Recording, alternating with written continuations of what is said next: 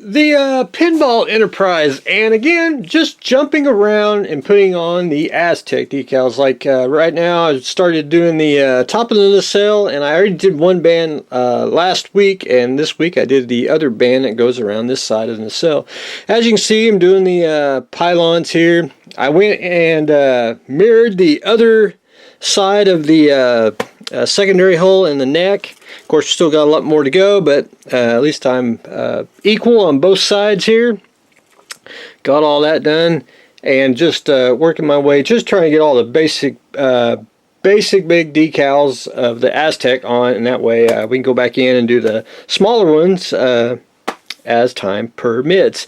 Went ahead and got the rest of, I probably will do it this way, we'll swing it around here. The rest of the saucer trim, what I call it, I got all that decal on, and the one that I screwed up on, I actually was able to take a sensor band decal and cut it in half, and I got it to fit on both sides, so that worked out extremely well. If you had one, I think it's supposed to actually go basically the length of the impulse deck, but anyway, that worked out great. And I'm just waiting for it to dry. I'll probably put on a couple more, and then that'll probably be it for today. So then we'll do 2 more tomorrow, and eventually we will get a lot of decals on.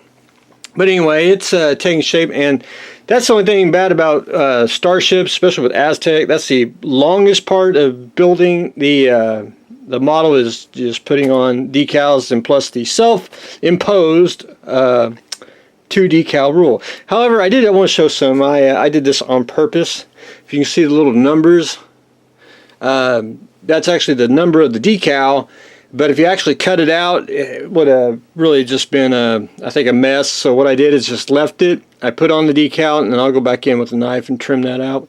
And it's just easier, and it's because I've actually I have done it where I've cut out the numbers and it just made a big mess before, and this way it's just easier, and you can cut it off and move on. But anyway, a little aftermarket trick I've done several times. But anyway, more on that later. The E12 and the cullemeyer, I basically taken flat black here, Model Air, and just giving it one coat. I got to do one more coat on it, and I'll be ready to paint after that. But I did get most of it painted just on the first pass. Still got to paint the rest of the trailer here, so hopefully we'll be able to get that painted today.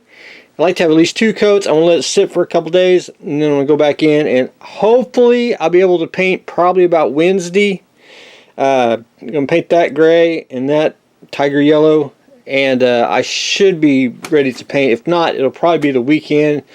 It's just painting is just always been a weekend thing for me. It's just easier, and I have more time to clean the old airbrush when it gets clogged up and dirty. So anyway, back in black, so hopefully we'll get some paint on that very soon. But anyway, that's where I stand on. So after I get these painted and chipped off, up next for the build for others, we are going to build the 1/72 scale low. And I've never heard of sabotage models, so anyway, that's a first. So we'll have to explore that, see what type. It's a fancy glossy box, though. But anyway, it's one of them pretty darn slick. And then after that, we are going to build the Flak 40 with the E100 hole. So that's even cooler. And who makes this? Model Collect. Anyway, looking forward to that. That's a heavy box too for 72nd scale. So anyway, these two will be on deck next. So we will do them after we finish the cullemeyer trailer and the E12. The hex. So I basically got most of it all assembled. Everything works like it should, like the original kit does. It's got, they called it zip action, and I can't remember exactly. You put the skeleton in there, and he pops this up, and he stabs the little map here, which I I've got him assembled. I got to do a little sanding on the skull there, but I got his little rubber band guts in there, and he goes in something like that with the rubber band, then he flips, and then he stabs. So we'll try to get that all smooth action. I glued everything very, very lightly so everything does work and smooth action. And I just got, there's a little bit of just a little bit of flash on everything. It's very minute.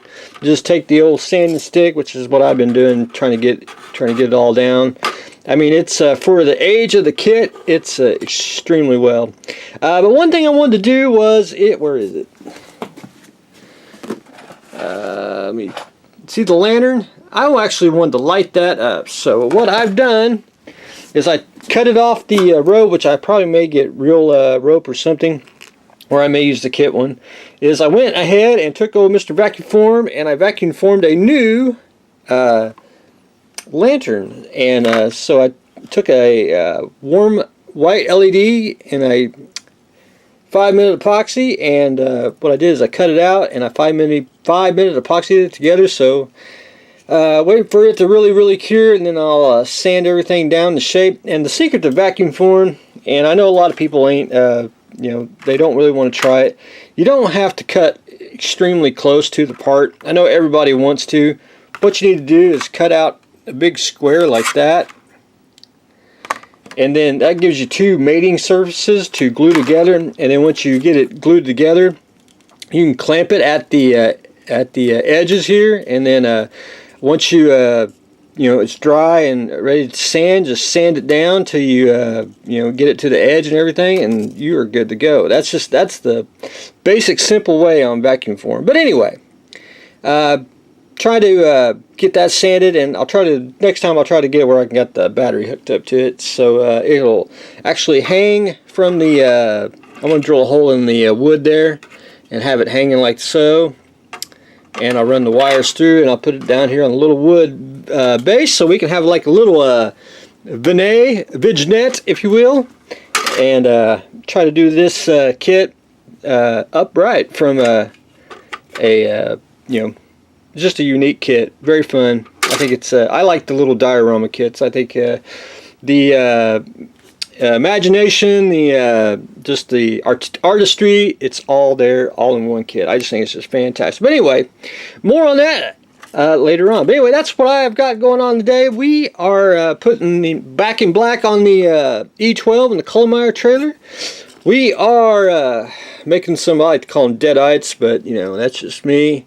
We're doing the Hex Marks Spot, which is the Dead Man's Raft model kit, and we are continuing on with the Aztec decals on the Pinball Enterprise. So that's what I got going on today, so stay tuned for the next exciting episode.